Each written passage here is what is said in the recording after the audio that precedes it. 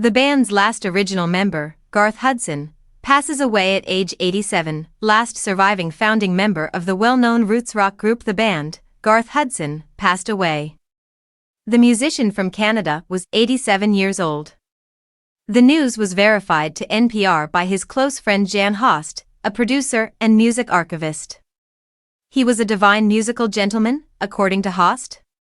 He died peacefully in his sleep, holding the hand of someone he loved.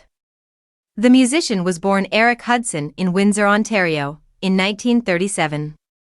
His parents, who were also multi-instrumentalists, encouraged him to pursue his skills. Hudson originally refused to join the band that would eventually become the band when they contacted him repeatedly. He only gave in under certain unusual circumstances, such as receiving an additional $10 per week to tutor the other members in music, which he believed would win over his rock-averse parents. The ensemble was then performing as rockabilly singer Ronnie Hawkins' supporting band. After parting ways with Hawkins, they began dating Bob Dylan, who was notoriously switching from acoustic folk to plugged-in rock. In 1965 and 1966, Dylan was accompanied on tour by The Five, which included Hudson, Robbie Robertson, Richard Manuel, Lee Van Helm, and Rick Danko. The band moved to a home in upstate New York in 1967, which they called Big Pink.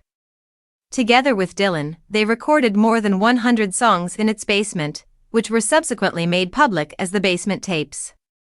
These recordings helped to develop the songs that would eventually be included on the band's first album, Music from Big Pink. Hudson performed the saxophone, accordion, and keyboard.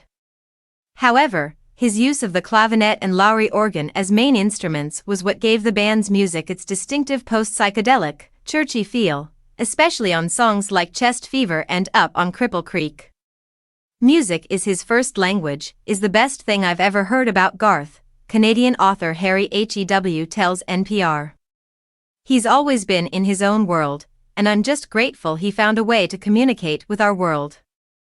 Hudson played in a number of the band incarnations after the group's formal dissolution in 1976, including a 1989 live appearance with singer and bassist Rick Danko on National Public Radio.